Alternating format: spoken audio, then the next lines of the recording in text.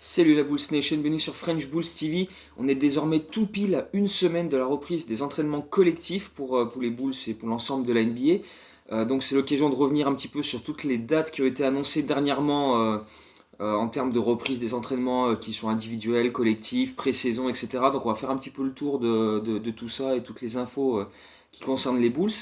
Donc à commencer par cette annonce des dates pour la reprise des entraînements. Donc à partir de ce mardi, le 1er décembre, euh, les joueurs vont pouvoir reprendre les entraînements de manière individuelle jusqu'au 5 décembre. Donc entre le 1 et le 5, ce sera des entraînements individuels avec les tests Covid qui seront mis en place, etc. Tout le protocole sanitaire mis en place par la NBA, qui a envoyé à chaque équipe un manuel de 134 pages avec toutes les procédures à mettre en place, etc. Dans cette période, entre le 1 et le 5 décembre, il y aura également les sessions médias, comme chaque année, les Media Day, mais ce sera étalé sur plusieurs jours. Et à partir du 6 décembre, donc dimanche prochain, ce seront des entraînements collectifs avec voilà, tout le monde réuni pour travailler ensemble. Donc voilà, déjà c'est cette première étape. Et ensuite, après seulement 5 jours d'entraînement collectif, donc ça nous amène au 11 décembre, on a droit à notre premier match de pré-saison, donc 9 mois et 1 jour après le dernier match officiel joué par les Bulls, puisque c'était le 10 mars avant la coupure.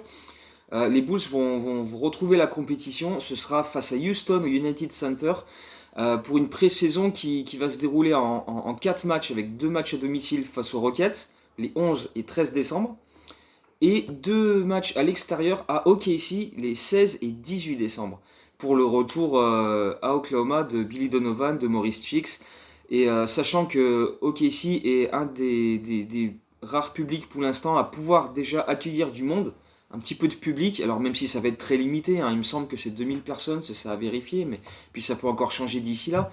Mais ça peut être c'est une des rares salles où pour l'instant le public est autorisé à se rendre au match. Donc ça peut être intéressant à suivre pour le retour de Donovan et Maurice Cheeks à OKC. Donc voilà notre programme à nous, les 11 et 13 à domicile contre Houston et les 16 et 18 à OKC.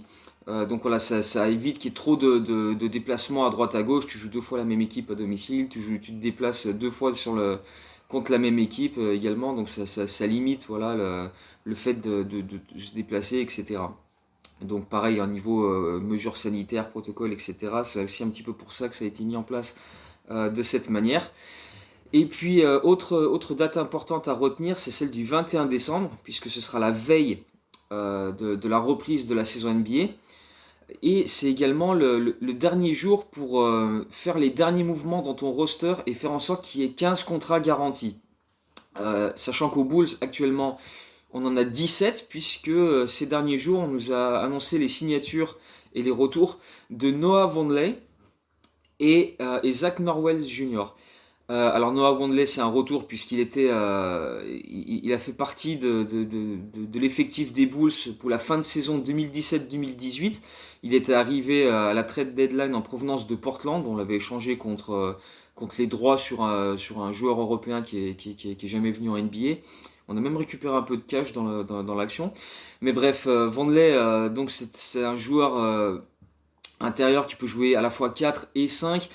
Très physique, très musculeux comme intérieur, bon défenseur, rebondeur de qualité, euh, qui est déjà présenté comme un vétéran alors qu'il est il est de la même draft que Zach LaVine, hein, il a que 25 ans. Il était à la draft en 2014, mais il a fait qu'une seule année en université, donc très jeune, mais déjà une certaine expérience, puisqu'il a déjà joué dans 6 clubs différents. Euh, et notamment, il a passé la fin de saison dernière à Denver, donc connaît déjà un petit peu Karnišovas. Peut-être que Karnišovas a vu quelque chose en lui qui se dit, bon, ça peut valoir le coup de lui filer un contrat sur le training camp pour voir ce que ça donne et peut-être il peut décrocher une place. À lui en tout cas d'essayer d'obtenir ce contrat garanti. Et s'il est encore dans l'effectif au 21 décembre, son contrat devient garanti, mais ça voudra dire qu'il faut virer quelqu'un pour lui faire la place. Et l'autre retour entre guillemets, c'est Zach Norwell Jr. Parce que retour parce qu'il n'a pas joué aux Bulls, mais il est né à Chicago Et il a fait son lycée à Simeon en même temps que Kendrick Nunn, donc le meneur de Miami. Simeon est connu pour être le lycée où sont passés des joueurs comme Jabari Parker ou Derrick Rose notamment, entre autres, et Ben Wilson à l'époque. Euh, mais voilà, donc retour aux sources pour lui. Mais là, même chose, c'est un contrat juste pour le training camp, donc à lui d'essayer de récupérer une place. C'est un meneur arrière qui a uniquement une saison en NBA dans les pattes jusqu'ici, passé entre les Lakers et Golden State où il a très très très très peu joué, hein. Il était vraiment en bout de rotation, il a vraiment joué les fins de match. Je crois qu'il a même pas 15 matchs en cumulé entre les deux équipes, donc voilà, une première saison NBA très, très limitée. Donc voilà, à voir s'il peut peut-être se distinguer et si il y a une saison de G-League, ce qui n'est pas encore annoncé, on attend ça dans les prochains jours, mais peut-être récupérer un spot avec les Windy City Bulls, on va voir ce que ça donne à ce moment-là. Mais toujours est-il que oui, probablement que Noah Vonleh a une bonne chance d'obtenir un contrat garanti et de faire la saison avec les Bulls. Ce qui voudrait dire qu'il va falloir faire de la place. Et donc il y a toujours les rumeurs comme quoi on pourrait couper Cristiano Felicio, on pourrait couper Luke Cornett aussi.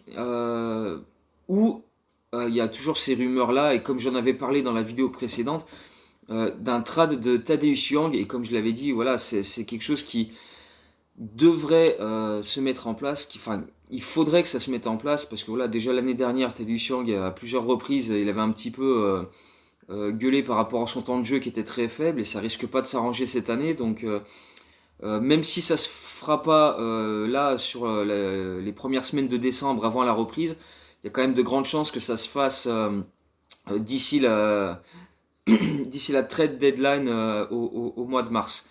En tout cas, je pense pas que Tadeusz Young, s'il débute la saison aux Bulls, je pense pas qu'il la finira aux Bulls. À mon avis, ça va bouger en cours de saison. Donc ce sera à surveiller.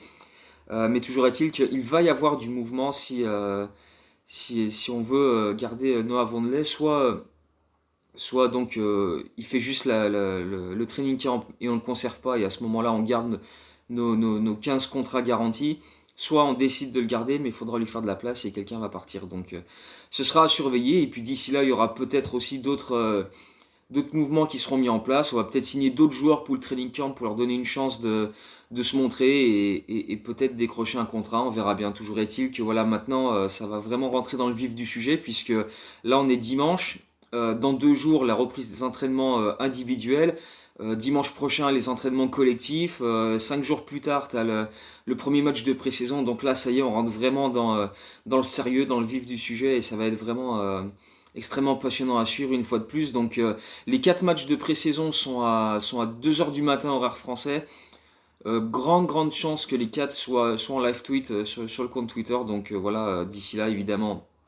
Et s'il y a d'autres mouvements comme des joueurs cutés ou un trade de Tadeusz Young. Évidemment, s'il se passe quelque chose, on se tiendra au courant sur Twitter, on fera d'autres vidéos pour faire des mises à jour. Sur le site également, le roster a été plus ou moins mis à jour avec les contrats two-way, les rookies, etc. Donc voilà, plein d'endroits pour trouver toutes les infos possibles et imaginables. Donc dès que ça bouge, et ben, on se retrouve un petit peu partout sur Internet, sur YouTube, etc. Donc d'ici là, hein, continuez de bien vous porter, et puis on se tient au courant dès que quelque chose bouge. Donc d'ici là, à très bientôt, Go Bulls.